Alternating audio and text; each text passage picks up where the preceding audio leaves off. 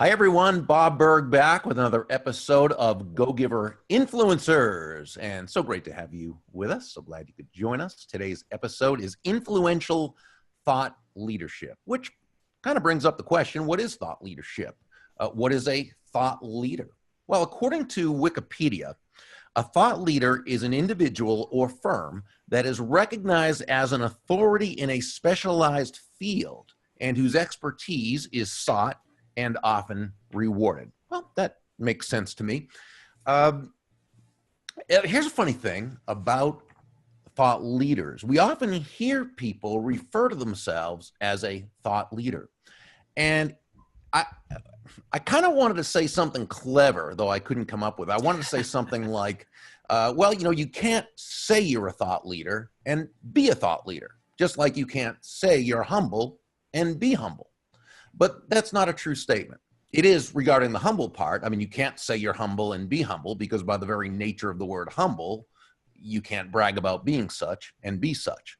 But that's not the same regarding thought leadership. One can be a thought leader and brag about being. They can call themselves a thought leader, and it may be true. However, it's kind of, people say too, well, you can, if it's true, it ain't bragging. Well, that's not so. If it's true, that's what makes it bragging. If it's false, it's lying. But that aside, you can be a thought leader and say you're a thought leader, call yourself a thought leader, but it's always better when other people call you a thought leader. And our guest today is someone who everyone who knows him calls a thought leader because he is a thought leader. Now, by the way, when I say about calling yourself a thought leader, that doesn't mean you don't market yourself as such, because that's part of being a thought leader. You position yourself as a thought leader, but typically it's when others say it about you that the person's most likely a thought leader. By the way, thought leadership, and we'll ask our guest about this, but this is just my opinion. Thought leadership doesn't necessarily mean you have original thoughts. What it means is that you have learned how to do a certain thing very well. You've applied that information, turning knowledge into wisdom. And you've also positioned yourself as such because, hey, you could have great thoughts. You can have a lot of knowledge and wisdom, but if nobody knows that you're out there in the marketplace as a thought leader, well, then you're not a thought leader, actually. So I want to introduce Jim and ask him about all this because he definitely, he walks the walk. He's awesome. Jim Palmer is a serial entrepreneur. He's a marketing expert and he's an in-demand business coach. He's the founder of Dream Business Academy, a live business building seminar, and Dream Business Mastermind and coaching program. He's a video marketer and podcaster who's taught thousands of entrepreneurs, both virtually and one-on-one, in his mastermind and coaching programs. He's written and published 7 books about marketing and business building strategies, and he's started and grown multiple 6-figure businesses. His main website is getjimpalmer.com, not to be confused with a Hall of Fame picture of the Baltimore Orioles, but still a great Jim Palmer. GetJimPalmer.com. He has a rockin' Facebook group at DreamBizGroup.com. Of course, we'll have those links for you in the discussion window. And his next Dream Business Academy event will be held September 26th through 28th in San Diego, California. That's at DreamBusinessAcademy.com. We'll talk about that later in the show. In 2016, Jim and his lovely wife, Stephanie, sold their home of 30 years to live on their boat full-time and truly leverage his dream business to his dream lifestyle. Today, from his floating home, Captain Jim teaches entrepreneurs and small business owners how to create their dream business so they too can live their dream lifestyle. He's also a great guy, one of my best buds and favorite people. Everyone who knows Jim loves Jim. Hello, Jim. Captain Jim, how are you? Bob Burg, how you doing, my friend? You're the only one I would come on the day after Independence Day for the long holiday weekend and give up some time for. I'm thrilled to be here, sir. Thank you. You are on your boat, I take it. We are. All right. And I want to hear the Jim Palmer story. I think the first book of yours I read was, Stick Like Glue. Yes. I think. And I loved your story about when you were working as, I think it was manager of a bike store, and how you really turned that place around. And this was really your start. Right. Tell us about that. So I became manager at 21. I got married at 21. And I really had to, and then by 23, we had our first of 4 kids. So I really had to start making a living for myself. And, but in the early 80s, Bob, as you'll remember, that was what we now refer to as the Carter recession. Our sales were tanking a little bit. We didn't have any money to market at all. But everybody that came into our store and interacted with myself or 3 or 4 other guys that worked there, we sold them stuff. They enjoyed coming there. And I thought, we need to find a way to have a conversation with people who already know who we are but aren't coming in, right? Because it's getting too hard to get new customers. That was really the birth of my whole mindset for the last 30 years, which is one of customer retention and not necessarily customer acquisition.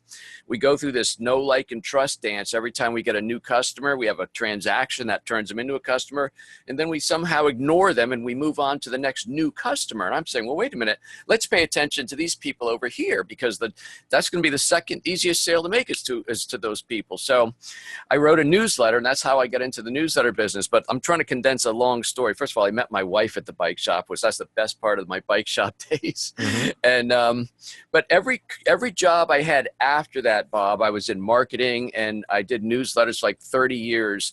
And when I was 41 years old, I was VP of marketing for a training company. My position was then eliminated with the company. I had a very healthy ego. I'd done very well for myself in my 20-year career, but suddenly what I thought would be 3 to 4 weeks of unemployment turned into almost a year and a half. 12 months into my unemployment, I had cancer. So I was at a really, really low place. We're already 50 grand in debt, keeping the family afloat. And that's when I decided to start a business, right? You're broke, you're in debt. Why not? So I started just go for it. And did I hit pay dirt right off the bat? No. In fact, my first 12 months in business, Bob, was what I call revenue free. So that was me getting my feet wet, planting a ton of seeds, meeting people, networking. I think I joined 12 chambers of commerce, all doing everything, cold calling. And then in the 12th month, I got customer 1, 2, 3, and I kind of took off from there. So I'm sure there's a huge lesson there. But that was really the start, Bob, of my first and second career in the newsletter business was starting out that business. And then I got into internet marketing, and instead of meeting customers one-on-one, local businesses, I started a company called No Hassle Newsletters, and we grew that to over 1,200 small business owners in 9 countries. And then my next company was Concierge Print Mail and Demand, No Hassle Social Media, Custom Article Generator, Success Advantage Publishing. I just started going. And kind of fast forward to about 4 years ago, I did a little rough math and figured I'd already worked more hours than I did my entire life growing my business through the initial years. And I said, I want to start building a lifestyle instead of just constantly more. And that's when we first got into boating. We bought a 30-foot boat, and Stephanie and I just loved the lifestyle every weekend, being down on the boat. And when Stephanie left her land job about 2 years ago at this point, we weren't landlocked anymore because I could do my job anywhere. I got this microphone connected to the internet. I could meet with my clients virtually anywhere. And one day she came home with the idea of living on a boat. And anybody who's got, remembers the movie Jaws, you know exactly what I said. Well, we're going to need a bigger boat. And so we sold our house, we sold our 30-foot boat, and we bought this 50-foot boat. And we've been living on this for almost 15 months now and traveling up and down the East Coast and just really enjoying life. Okay, I want to get back to that later because you're helping people create their dream lifestyle as well as dream business. So let's talk about a dream business. First, influence has a lot to do with becoming a thought, obviously influence and thought leadership. That is influence. Thought leadership is influence. How do you define influence? What does it mean to you? I think influence, Bob, is in a positive way, because there's 2 sides to every situation. Sure, can mean clout, it can mean sway, impact, perhaps even magnetism, which I think is an important part of growing a community.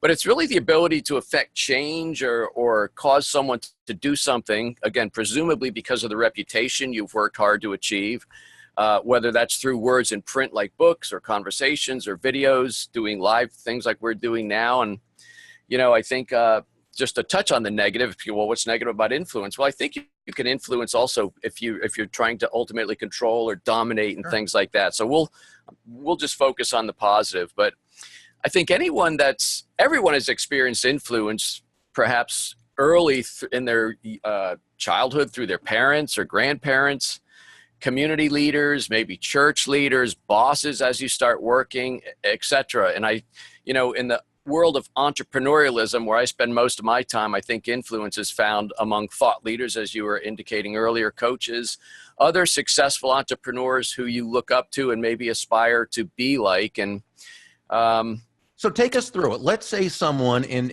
you work with a lot of coaches. A lot of your clients are coaches, but this also works with people who are not coaches, people who are in traditional business, whether they're selling financial services or selling computers or selling whatever, or selling boats. I mean, it doesn't matter. How does someone, let's say they're either new in business or they're in business and they just need to take it to the next level and become that thought leader, become positioned as that expert in their field. How does someone begin doing that, Jim? The good news is it's never been easier than it is today because of things like Facebook and Instagram, YouTube, and actually even book writing. When I wrote my first book, and I don't know what year you wrote your first book, Bob, but I think I had to order like 3,000 of them. And there were boxes in my garage. I mean, you can write a book today and be on CreateSpace where they print books on demand. So in that respect, it's really never been easier. And what I think has to happen is people have to get comfortable with the idea of having the spotlight on them. And I think a lot of people are not.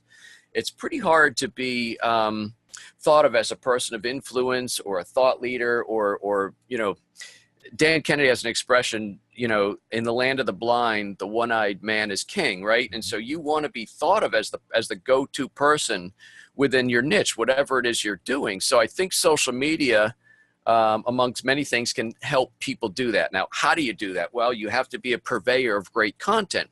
You said, Bob, in your initial commentary there, that you don't have to be the originator of all the quotes.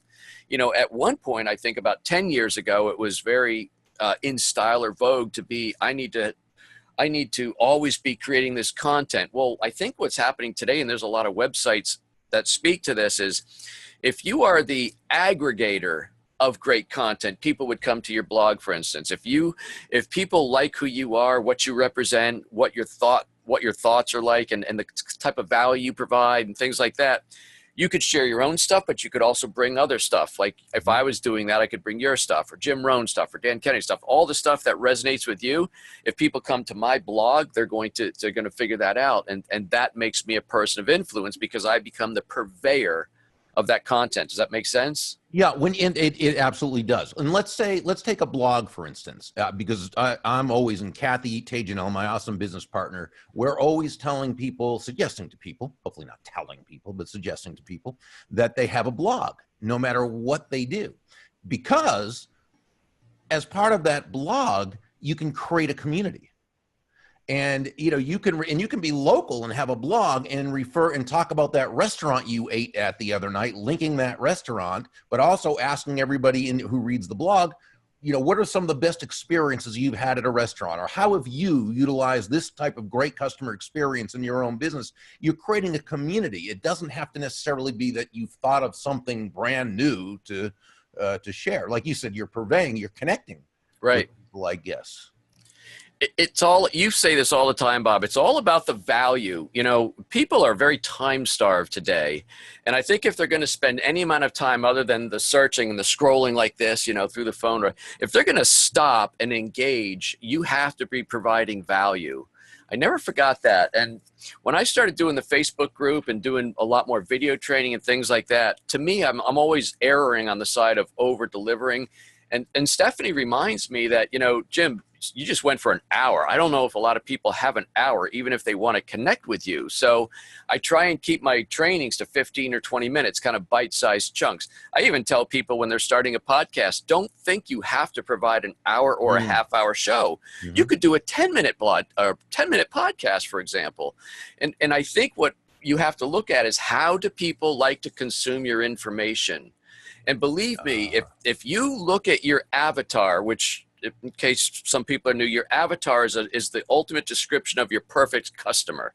Like all the attributes, their age, where they live, what their income are, do they have kids, do they not have kids, all the different things you know about your customer, that is your avatar. So For example, if you know that your avatar likes to consume information in book form, that's not one thing. It's several things, Bob. Like the fact that you write a book or a paperback book like one of those or the hundreds behind you, Bob.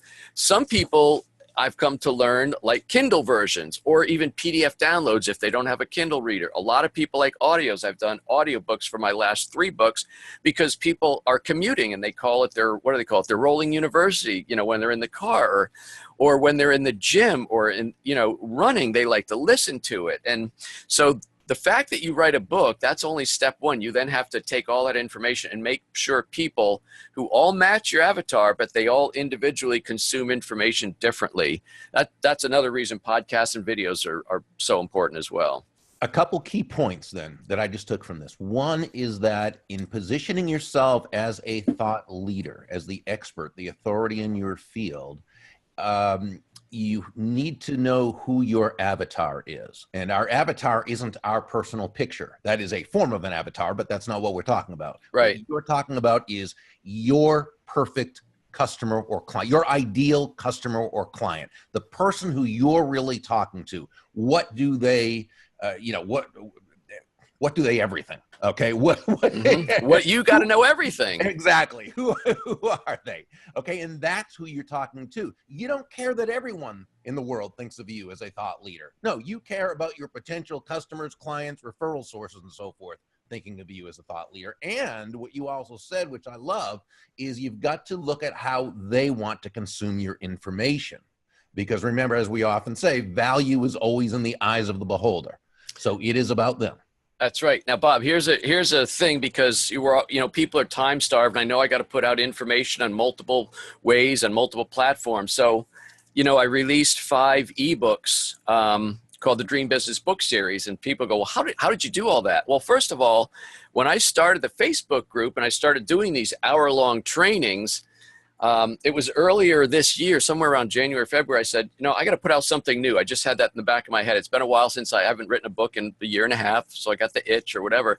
But I looked at all the trainings I've done, and I picked out the 5 best video trainings that went for an hour. I had them transcribed, but I'm not a big fan of transcripts where you do a radio show or you talk for it and then you put a cover on it and call it a book. I mean, if that's what you're doing, that's fine. That's not me. So I then invested some dollars with my editor, the book editor I've been using for 10 years. And I said, take all my words and my content and thoughts, but make it sound like, book form. And so that's what we did. So I did the training once, and now I've been able to put out 5 books, and I've taken that content, and I'm having blog posts written and Facebook posts to promote that. So by doing the single training that I did, I'm now going to have content and leverage, which would ultimately going to increase the amount of people that follow and want to connect, and therefore push up the star that we call influence. Wonderful. Okay, couple things. Want everybody to know, and there's so many people on here that are commenting, and I appreciate it. I'm just not able to get to everybody, but please know I'm doing my best to multitask, even though everyone who knows me knows that's not my strength. And I do see everyone, and I thank you all for joining. This is a wonderful opportunity to ask Jim anything that you would like to ask. This man is I won't even say a wellspring. I will say a wealth spring of information. Thank you.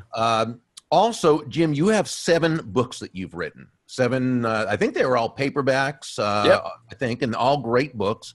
Most in the personal development field. Well, all in the personal development. Well, no, not all really, because you've Marketing, personal development. Yeah, personal development. But you've actually put these together in all 7 books on Kindle, and I think it's for the next few days, where they can find them at 99 cents each, and actually get the Kindle version of each of your paperback books at 99 cents each. So price-wise, this is about $150 to $200. Value-wise, it's hundreds of thousands, if not millions of dollars. Tell us really briefly about that. I interact, and so knowing your avatar. So I generally work with people who are on the newer side of entrepreneurialism. Maybe they're doing 50 or 60 grand, or they're approaching 6 figures, or they're kind of stuck there. So I've worked with some multi-million-dollar people in the coaching field and things like that. But my avatar is trying to take new entrepreneurs and emerging entrepreneurs and help them get going. Consequently, because that's my avatar, a lot of people that want to connect with me, learn from me, etc., don't have deep pockets at this point in their career. So I'm very cognizant of that. And I try and do things like the free Facebook group and this. But it occurred to me, I love Independence Day. I'm a marketer at heart. And I thought, you know what? Something earlier this week said, hey, we're talking about freedom with a buddy of mine. I said, I'm going to help people get freedom from slow to no growth, which is one of my expressions.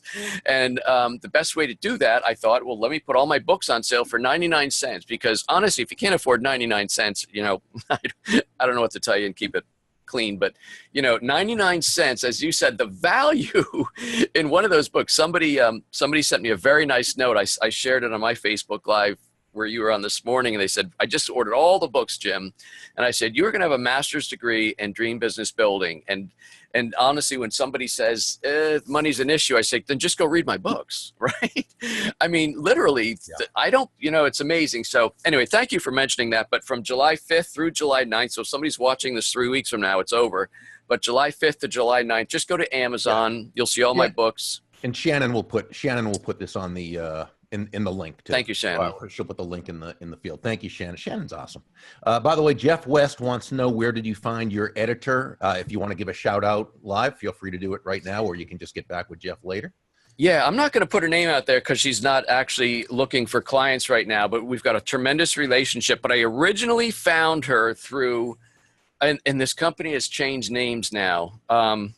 I think it's called Up Level or Up Desk or something like that. It used to be called something else, where you put out a job and people would, or put out a task. That's actually how I've grown a lot of my team of 13 virtual assistants. I would create a project and I'd hire them to do a project. I'd see how they'd interact with me, how they would work with me, if they recognize the value in having me as a client, et cetera. And then I'd do another one, and then I would engage. But Bob, when I wrote my very first book, which was The Magic of Newsletter Marketing, that was my newsletter book, that's what I was doing as the newsletter guru.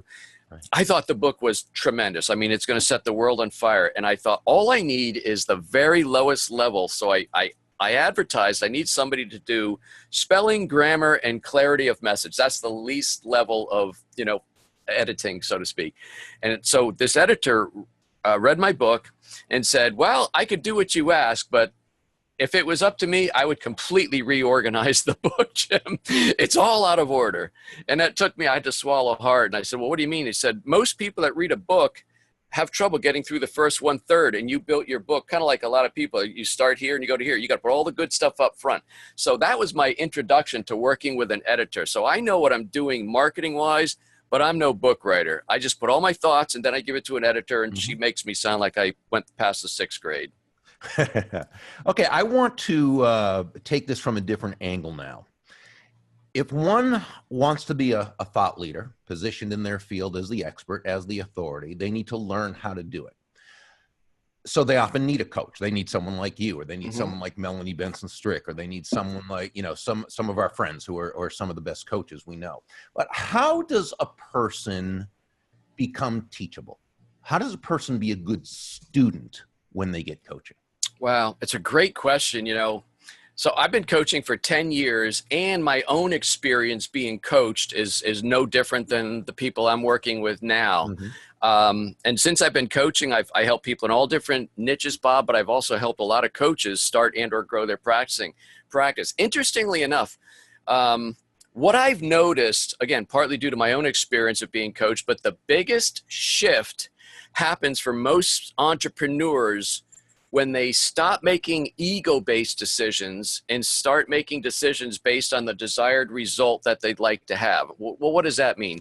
A lot of times people who start a business have big egos, myself included. Look what I did. Hey, I'm the chief founder president. Look, it says on my business card with the glossy finish, right? I'm the chief muckety muck, and I built this business. Well, in reality, that's not 100% true, but that's what we'd like to think as the owner. And so I was bound and determined. I started in 2001. In 2009, I wasn't where I wanted to be, but I was so determined to do it my way, Bob. And then I was working. I joined this high-level mastermind group, and this very, very, very successful coach, multi-million-dollar coaching practice. You'd know the name, but I'm not going to say it. He pulled me aside.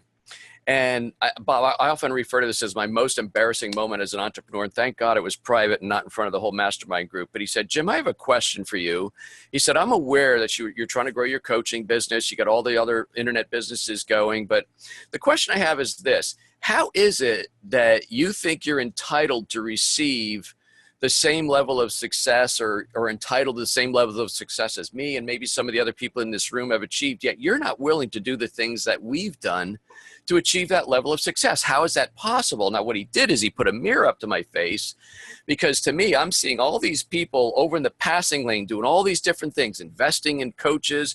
They're doing videos and books and doing all this stuff. And I'm over here in my comfortable zone.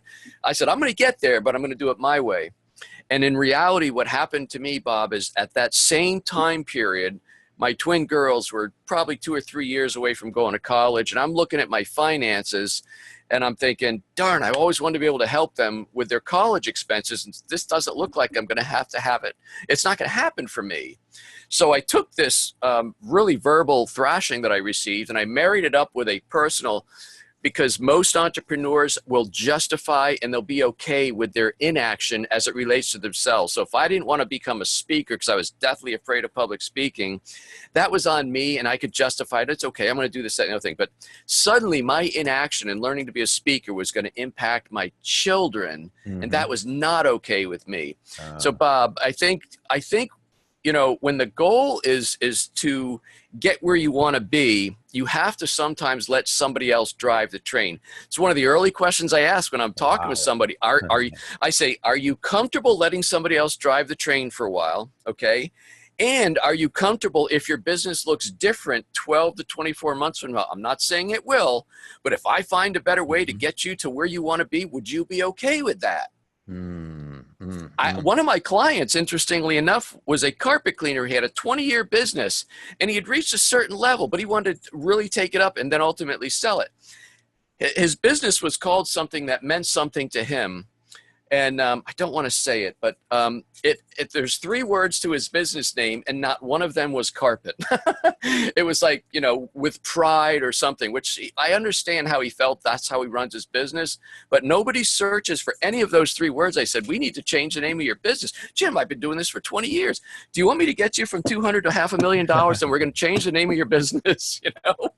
So being, you know, I think. Well, and those are good questions. And to know that this person's someone who can be coached, and it's not that they have to just give in and say, yes, okay, but they need to be able to at least think about it and be able to consider it and say, hey, you know, there's a reason I'm paying this coach. That's right. You know, Bob, it's interesting. It can't be reactive. In other words, it needs to be thought out. Right. I had a client, and just one more quick story. So people, I think people like stories. So I helped a doctor double the size of her practice. She was so happy she referred another doctor. Doctor number 2, I'm starting to do most of the things I did for doctor number 1. They're not competitors. They don't even live near each other. And this person says to me, probably 2 or 3 months in, well, I thought we'd do something different than you did for this doctor. I said, why? You don't want to double your practice also? I mean, that was my comeback. You know? Why do you feel we need to reinvent the wheel just because I did this over here? This works. That's the reason I did it. Well, so a coach has to know what to say to have that person kind of know what they don't know, I guess, right? Yes. And, you know, this whole conversation, though, which the reason I wanted to share that story is I recognize that person came to work with me because of the influence they believed I had and could have on their business.